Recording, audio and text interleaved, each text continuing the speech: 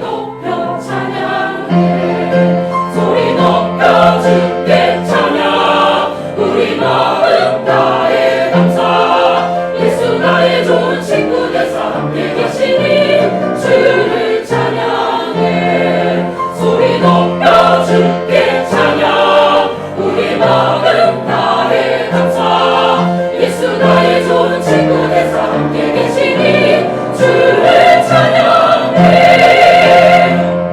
소리 높여 주 찬양. 오늘 우리에게 주신 하나님의 말씀은 구약 성경에서 봅니다. 구약 성경 903쪽 시가 시편이죠. 139송 9절로 10절 말씀을 장성 목사가 풀어서 번역한 연역본으로 봉독합니다. 여러분들은 필히 나중에 다른 역본들과 대조해 보시면 더 큰 은혜를 받으시리라고 분명히 믿습니다. 봉독합니다. 내가 새벽에 두 날개를 치며 바다 끝까지 날아가서 자리 잡을지라도 곧 거기서도 주님의 오른손이 나를 붙드시고 주님의 왼손이 나를 이끄시리이다. 아멘. 오늘 우리는 성령님 아래 성경 위에 하나님의 말씀을 듣기를 원합니다. 여러분들이 주목하실 설교 제목은 두 날개만 보십니까? 입니다.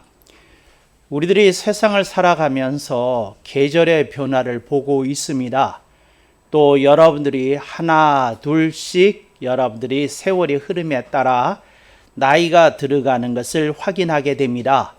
그런데 계절의 변화가 있고 나이가 점점 먹어가고 있고 그것만이 있는 것이 아니라 여러분들의 사회적인 포지션이 달라지기 시작한다는 것입니다.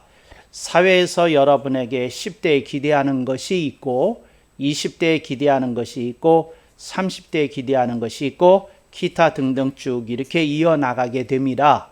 그때 여러분들이 내가 살고 있는 이 시절을 바라보면서 내 인생이 어떻게 흘러가고 있는가 하는 것을 여러분들이 의도하지 않던 혹은 환경이 여러분을 강요하던 생각해 보게 되어 있습니다. 그래서 여러분들이 일이 잘 될 때 이렇게 얘기합니다. 풀렸다, 풀리고 있다, 이렇게 얘기합니다.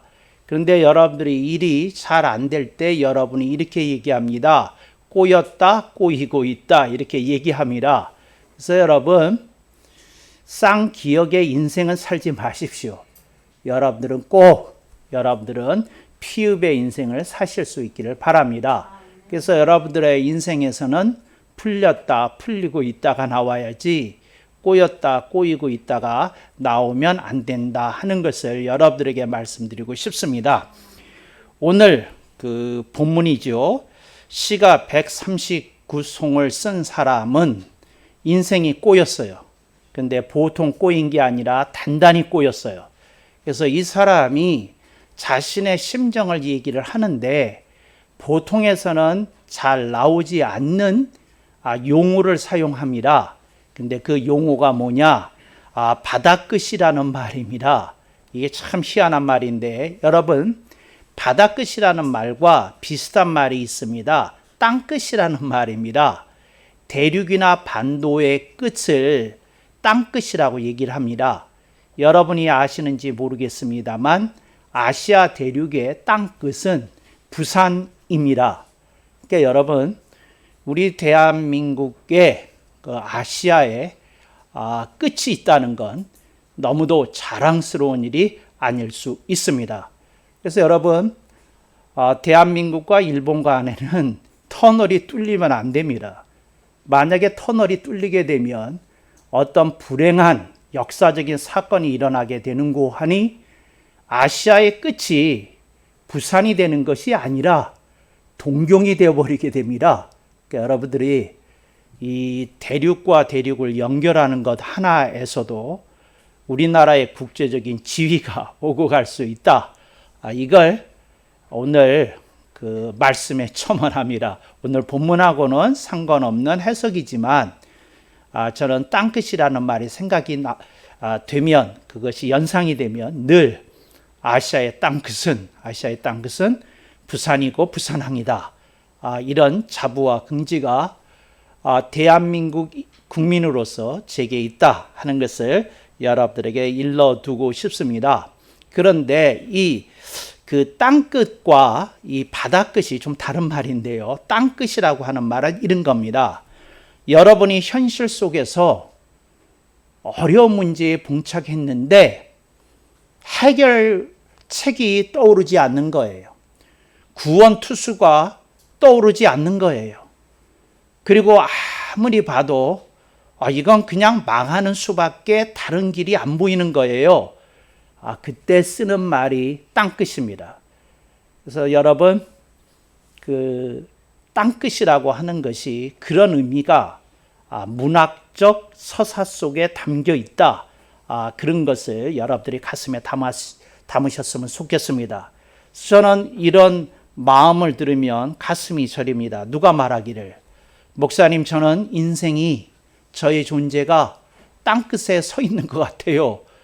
이러면 정말 저도 어찌할 바를 모르고 당황스럽게 됩니다. 이게 땅끝이라는 말의 뜻입니다. 그 다음에 바다끝이라고 얘기를 했을 때 우리 대한민국의 땅끝이 부산 혹은 부산항이라면 대한민국의 바다끝은 제주도 남쪽 마라도입니다. 이게 이제 바다끝의 뜻입니다. 그러니까 그 대륙이나 반도가 품고 있는 도소들 가운데 가장 멀리 떨어져 있는 그 낙도, 고도 하나, 그 섬이 그 땅의 입장에서 보면 끝에 있는 거죠. 이게 바다끝입니다. 그러면 땅끝과 바다끝이 무슨 차이가 있는고 하니, 어떤 사람이 이제 땅끝이라고 여겨졌어요. 그래서 이 사람이 도무지 안 되는 거 알면서 이제 지푸라기 하나 잡는 심정으로 이 사람이 어떻게 하느냐, 그렇게 하면 안 되는 줄 알면서 사채 끌어다 씁니다. 이게 바다 끝으로 가는 겁니다. 그러니까 어떤 인생은 그냥 그 바다 끝에서 끝나야 됩니다. 그러니까 파산하는 게 땅끝입니다. 그리고 파산 신청하는 거, 구제 신청하는 거, 이게 땅끝입니다. 이제 바다 끝은 뭐냐면 그걸 받아들이기가 어려워서 바다를 건너가는 겁니다. 배를 타고 가보는 겁니다. 사채 쓰는 겁니다. 절대 그런 짓 해서는 안 되는데 자기도 갚을 길이 없는 줄 알면서 여기저기 친구들에게, 친척들에게 1억씩, 몇 천만 원씩 금방 이자 쳐서 준다고 얘기하고 그 돈 끌어다가 메꾸는 겁니다. 여러분 아시죠? 그렇게 바다를 건너면 뭐가 멀지 않습니까? 바다 끝이 멀지 않습니다. 이게 땅끝과 바다 끝의 뜻입니다. 그래서 어떤 사람이 저는 바다 끝이에요 그러면 이건 정말 뭐라고 해야 되나요?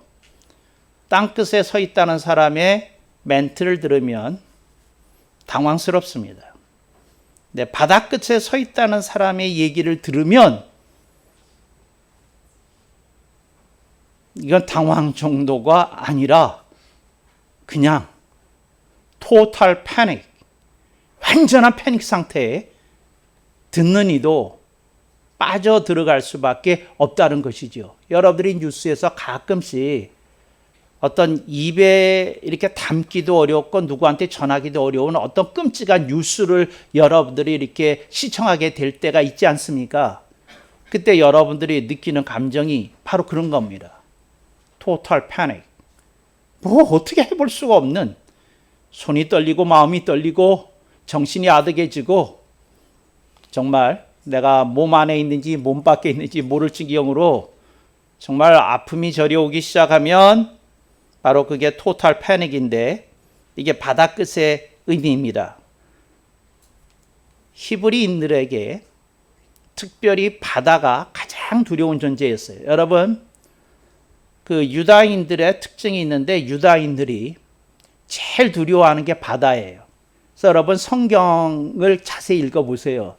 저는 이런 데 관심이 있어서 성경을 읽었던 적도 있었거든요. 제가 고등학교 시절에 저를 늘 괴롭혔던 그 유다인 친구가 하나 있었어요. 공부를 얼마나 잘하는지, 더럽게 잘하는지, 내가 그러면 사는 말이, 걔가 뭐 틈만 나면 그런 얘기 하는 거예요. 너, 우리 쭈이 씨가 얼마나 스마트한지 아냐, 브라이트한지 아냐, 그 얘기를 하면서, 너 노벨상에 뭐 몇 프로가 뭐 그 유다인 거라는 얘기는 아주 빼놓지 않고, 뉴욕 월가를 장악한 게 자기들이라고 얘기를 하면서, 나봐, 나도 공부 잘하잖아, 이렇게 얘기하면서 염장을 지르는 거예요. 그래서 제가 성경을 가지고 그때부터 다르게 읽기 시작했어요. 요놈들의 약점이 뭐냐, 요놈들이 잘못하는 게 뭐냐, 요놈 속을 한번 긁어줘야 될 텐데 성경에서 긁어줘야지. 그리고 뒤졌어요. 뒤졌더니 유다인들의 약점이 땅의 민족이라는 거예요. 바다에서는 안 된다는 거예요. 바다에서는 안 된다는 거예요. 그래서 제가 알았어요. 아하, 땅의 민족은 바다를 제패한 민족에게 무릎 꿇을 수밖에 없구나. 제가 그걸 알았어요. 제가 그렇게 얘기를 했죠. 너희들은 언제나 바다를 제패한 민족에게 섬기면서 사는 민족 아니야. 제가 그런 얘기를 하면서 걔 속을 긁어줬던 일이 있습니다. 바다입니다. 오늘 본문의 기자는 이렇게 얘기합니다. 내가 새벽에 두 날개를 치며 바다 끝까지 날아가서, 새벽이라고 하는 말은 뭐냐면 밤새도록 고민했다는 겁니다. 바닷가에 앉아서 밤새도록 고민했다는 겁니다. 두 날개를 치며 바다 끝까지 날아가서, 두 날개를 쳤다는 건 뭐냐면, 하나는 우리들의 두 눈이 있잖아요. 두 눈에 한 눈은 현실을 봅니다. 한 눈은 현실을 봐요. 한 눈은 우리의 소원을 봅니다. 현실은 뭐냐? 망하기 직전이에요. 근데 우리들의 소원은 뭐냐? somehow. 내가 설명할 길이 없지만 하여튼 어떻게든 이게 타결되고 해결이 되는 겁니다. 이걸 소원에 품고 있는 겁니다. 우리들이 두 눈을 갖는 건, 한 눈은 현실을 보고 한 눈은 소원을 보는 겁니다. 그렇게 우리들이 인생을 살아갑니다. 근데 우리들이 눈이 외눈박이였으면 대부분의 사람은 20살 넘기 전에 다 죽을 겁니다. 왜? 현실만 보고 살면 사람은 죽게 돼 있어요. 한쪽 눈이 더 있어서 상상의 나래를 펴기도 하고 공상을 하기도 하고, 뭐 하여튼 이상한 생각을 해서라도 자기 자신을 이렇게 추스려낼 수 있는 눈이 하나 더 있기 때문에 인생은 쉽게 그렇게 죽지 않습니다. 근데 이 사람이 두 날개를 치며 바다 끝까지 날아가서, 날아가는 겁니다. 고민하는 겁니다. 생각해 보는 겁니다. 막 그런 겁니다. 그런데 이 바다 끝이라는 말이 무슨 뜻인가요? 너무 더 이상 해볼 게 없는 지경에 이르렀다는 겁니다. 그런데 이 사람이 이런 얘기를 합니다. 10절. 거기서도 주님의 오른손이 나를 붙드시고 주님의 왼손이 나를 이끄시리이다. 히브리어 원문에는 오른손만 나오고 왼손이 나오지 않습니다. 근데 사람이 두 손이 있잖아요. 근데 오른손 얘기했으면 나머지 손 얘기 나오면 그건 왼손이잖아요. 그래서 제가 왼손이라고 이렇게 번역한 겁니다. 근데 히브리어 원문에는 왼쪽이라는 말이 없습니다. 주님의 오른손이 나를 붙드시고 주님의 왼손이 나를 이끄시리이다. 근데 오른손이 붙든다는 말이 무슨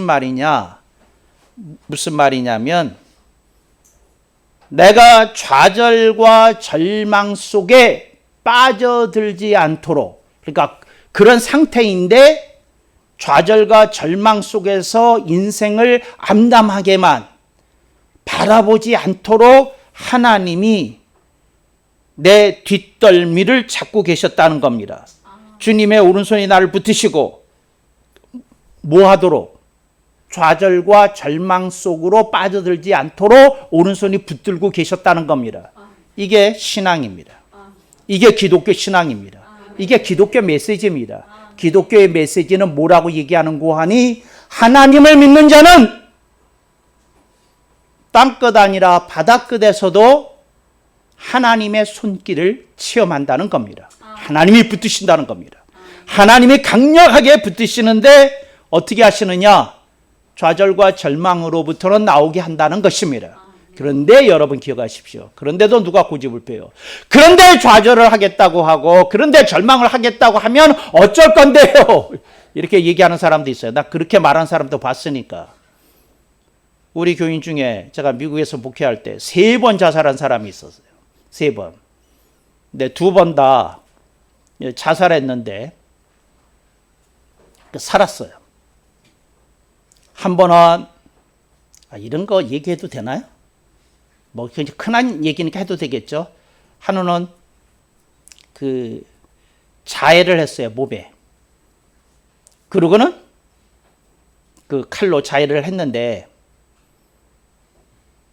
그 이렇게 오솔길에서 자해를 했는데 하여튼 사람한테 발견됐어요. 근데 그 사람이 마침 응급처치하는 약을 산행을 하면서 갖고 다니는 사람이에요. 그래서 살았어요.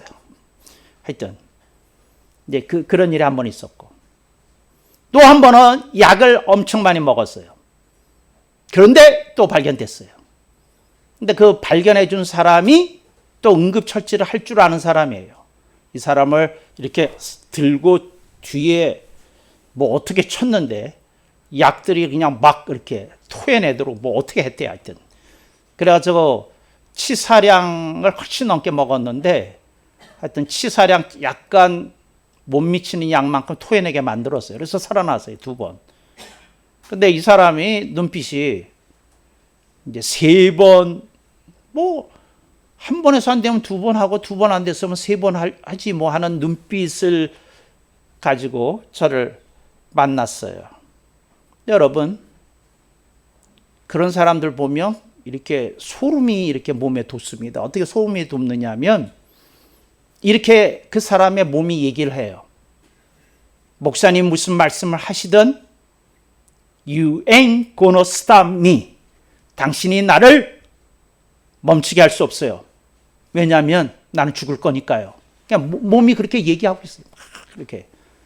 근데 그렇게 소름이 돋아요. 그러니까 귀신의 존재라고 할까? 그리고 어떤 것들이 이렇게 느껴져서 저도 떨게 되더라고요. 막 그런 느낌이 있어요. 하여튼 그런 사람이. 근데 얼굴은 굉장히 평화로워요. 이게 바닥끝까지 간 사람의 모습이라는 걸 그때 처음 봤어요. 근데 그때 제가 했던 말이 이 구절을 읽어준 거예요. 뭐라 그러냐면 하나님의 오른손이 너를 좌절과 절망에서 붙들고 계신다. 그래서 산에서 자해했는데도 발견되었고 또 한 번 더 약을 먹었는데도 또 그걸 처치할 수 있는 사람에게 발견되었고 네가 한 번 더 하더라도 하나님이 너를 살리실 거다. 네 마음을 바꾸는 게 좋을 거다. 그런 얘기를 했던 기억이 나요. 이게 하나님의 오른손이 붙으시는 겁니다. 근데 그 오른손이 하는 일이 뭐라고요? 좌절과 절망은 안 된다는 거예요. 좌절과 절망은. 그러니까 여러분 기독교에서 가장 싫어한 단어가 사탄이 아니에요. 좌절과 절망이에요. 여러분 이거 벗어나야 됩니다. 이거 벗어나야 됩니다. 이거 하나님 뜻이 아니에요. 좌절과 절망은 여러분들이 끼고 살 놈이 아닙니다. 그냥 팍 벗어나실 수 있기를 주님의 이름으로 권면하고 당부합니다. 그 다음에 주님의 왼손이 나를 이끄시리이다. 이게 뭐냐면 방향 설정이에요. 주님의 왼손이 나는 이 길로 가야 된다, 이렇게 살아야 된다고 말씀해 주시는 거예요. 여러분, 하나님을 제대로 믿으면 하나님이 방향을 설정해 주십니다. 그런데 하나님의 왼손을 체험하지 못한 사람들은 맨날 자기가 방향을 설정하고 삽니다. 근데 여러분, 그런 삶에서 이제 좀 벗어나셔.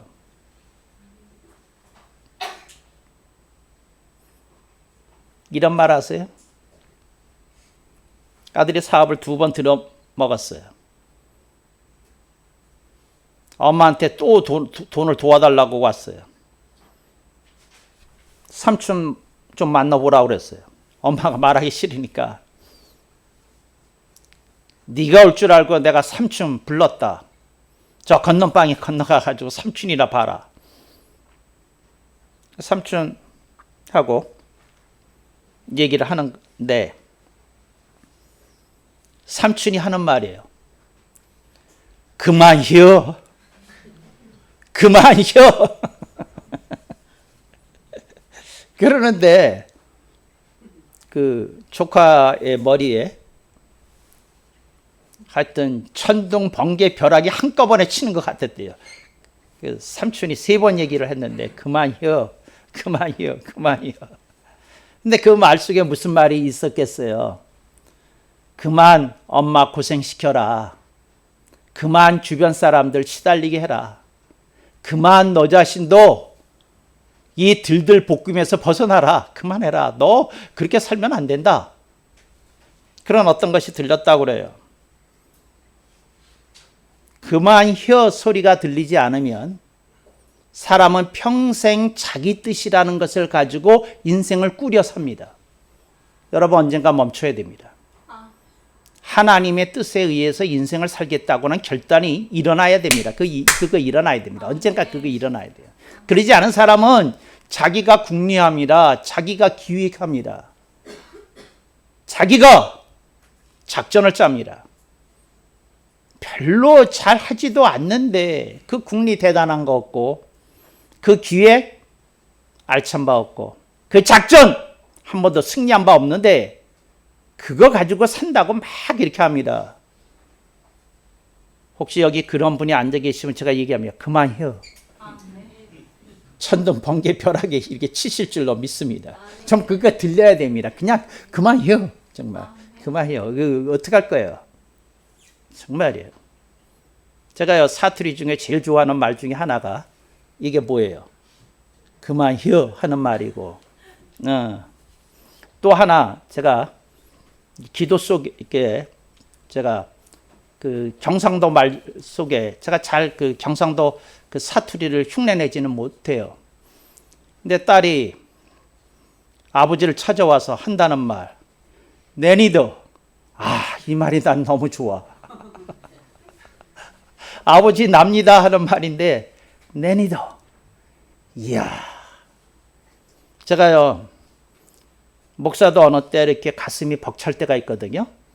기도 제목이 많아가지고 그럴 때 제가 한 1시간은 그렇게 기도하고 앉아 있는 것 같아요. 내니더 뭐 다 알고 계시지 않습니까? 그런 말이에요. 제가 그때 일일이 설명 안 해도 다 하시지 않습니까? 내니더. 근데 그게 중요한 게 있어요.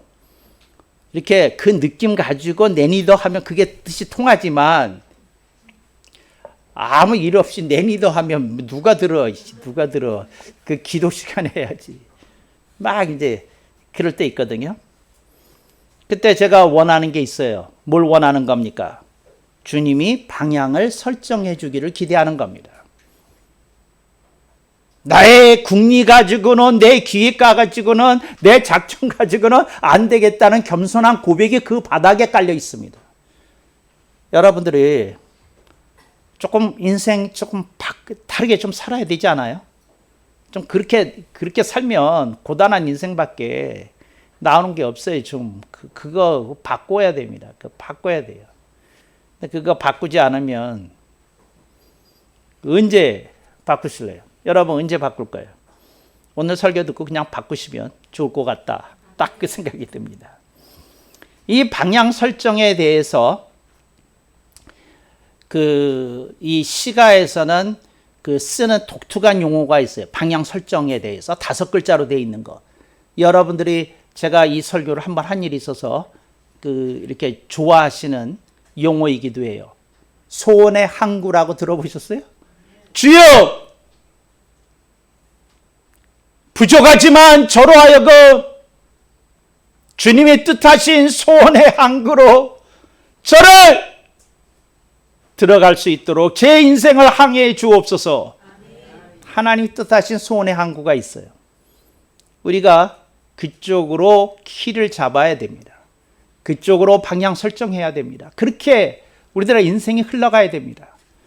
근데 그러지 않고 내가 생각하는 거나 가지고 내 꿈이나 가지고 막 살고 그러면 한때 젊음의 치기일 수 있어요. 그게 할 때 작년의 패기일 수 있어요. 근데 여러분, 하나님은 여러분들을 기다리시면서 말씀하십니다. 얘야,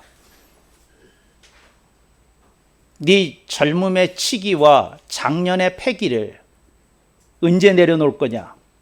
이제 네가 내 인생, 내가 생각하는 너의 인생, 우리가 담론을 나눌 때가 되지 않았느냐? 주님의 음성 좀 들어야 됩니다. 주님이 여러분과 여러분의 인생 기획을 만들기를 원하십니다. 근데 여러분들이 다 짜시고 여러분들이 그렇게 사니까 여러분들이 인생을 사는 것처럼 살다가 이렇게 확 주저앉는 날이 오게 되는 거죠. 그러지 말고 조금 다르게 살아야 되지 않나. 그렇습니다. 제가 오래전에 읽었던 어떤 분의 수필 가운데 이런 게 있었어요. 근데 제가 근데 그거 읽을 때 제가 너무 젊었어요. 그게 무슨 말인지 몰랐어. 근데 제가 특징이 책을 읽으면 다 기억하잖아요. 제가 20대 초반에 이런 얘기를 들었어요. 그게 뭐냐면 아버지가 80세 된 아버지가 자기 자녀들과 자기와의 관계를 하면서 자기가 서러웠던 때를 쓴 거예요. 언제 서러웠는지. 그러면서 딸을 키워서 서러울 때가 있었는데 딸이 48이 되었을 때 아버지가 이렇게 썼어요. 그 내용이 뭐 정확한 인용은 아니고 뭐라 그러냐면 내 딸이 48이 되었다. 그런데 옆모습을 보는데 얘에게서 젊음이 가고 있구나 하는 걸 느낀 거예요. 그래서 아버지가 너무 서러워서 이런 기도를 했다는 거예요. 얘만큼은 젊음이 오래 가야 될 텐데 그런 기도를 했다는 거예요. 그래서 딸이 이렇게 주름을 받겠죠. 어떤 세월의 흔적을 받겠죠. 어떤 고민의 자국을 받겠죠. 근데 그거 보고 딸이 나이 들어가는 걸 보고 그냥 마음이 이렇게 철렁했다는 거예요. 그랬는데 그게 언제 읽었다고요? 20대 초반에. 근데 우리 딸이 둘째를 낳았잖아요. 그 둘째를 낳은 다음에 제가 이제 보러 대전에 갔었잖아요. 그런데 힐끗 수필이 생각이 난 거예요. 우리 딸 영원토록 비너스로 살아있어야 되는데 우리 딸에게도 그게 있네? 그러면서 이렇게 느껴지는 그 어떤 것이 이렇게 서러웠다는 거예요. 그게 하나. 그 다음에 그분이 수필 속에서 또 무슨 얘기를 했느냐 하면 아내가 참다 한 번씩 자기한테 이렇게 고함을 지른대요. 이건 정말 말도 안 되는 일이라시면 그 고함이 별거 아니고 예를 들자면 이런 거죠. 여보! 하는데 이 뭐가 이 뒤가 좀 다르잖아요. 느낌이. 여기가 뭔가 이렇게 서리빨이 쓰는 느낌이 탁 오잖아요. 뭐 그런 느낌 받으셨어요? 제가 여보 할 때. 근데 하여튼 크리잖아요. 그런데 어느 날 본인이 친구한테 꿔주지 돈을 꿔주지 말아야 되는데 이렇게 꿔준 거야. 그랬는데 이제 그 친구가 여러 사람의 그 갯돈을 가지고 주랭랑친 소식을 들은 거예요. 그런데 집에 와서 가만히 있다가 저녁 다 먹고 차까지 다 먹고 난 다음에 이제 그 얘기를 했겠죠. 여보! 이렇게 하는데 나 할 말이 있다 이거지. 이제 이렇게 그러는데 눈물이 나더래요. 무슨 눈물이 나는데 뭐냐면 옛날에 그 칼칼한 소리가 아니더라는 거야. 나이든 아줌마의 그 어떤 소리라는 거예요. 그래서 눈물이 이렇게 서러웠다고. 내가 내 여자를 이렇게 세월 가게 했나 그래가지고 가슴이 아팠다. 이제 이런 얘기를 하더라고요. 그랬는데 그게 두 가지야. 그런데 그 끝에 이제 이런 얘기를 하는 거예요. 무슨 얘기를 하느냐면 내가 딸 하나만 키운 사람이었던 것 같아요. 딸과 그 아내에게만큼은 서러움을 씻겨주는 사람이 되어야 되는데 그게 잘 안 되는 것 같아서 눈물이 난다 그러고 우는 그런 구절이 있어요.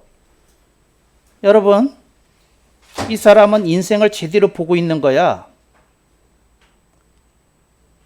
내 인생이 내 가까이 있는 사람에게 의미가 있어지고 내 인생이 뭔가 따뜻하고 훈훈한 쪽으로 이렇게 흘러가야 된다는 걸 이 사람은 알고 있었다는 거지.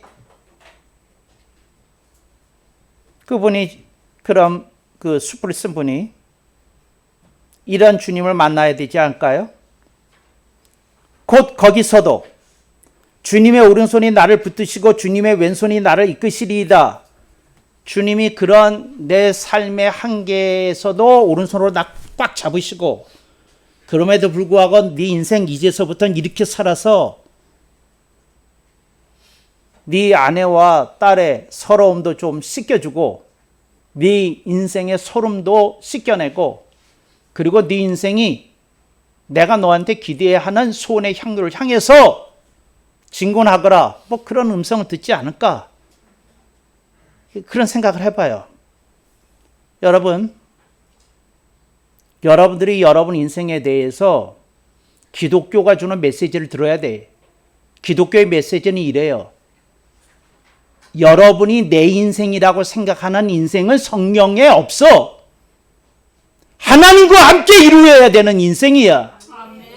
하나님과 함께 살아야 되는 인생이고 하나님과 함께 이루어야 되는 인생이에요.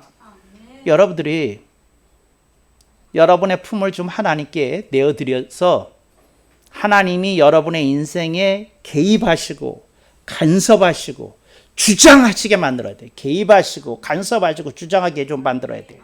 그래서 여러분들의 인생이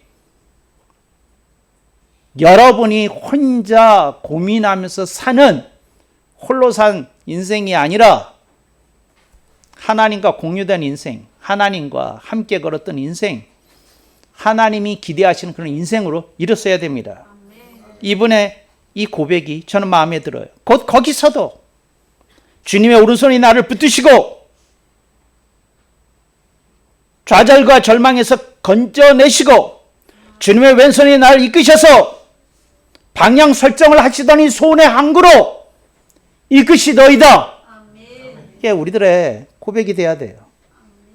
여러분들의 인생이 그렇게 여러분 혼자인 것처럼 끙끙 앓지 마시고 펼쳐지시고 영그러 가시고 주님의 기쁨 되시기를 축복합니다.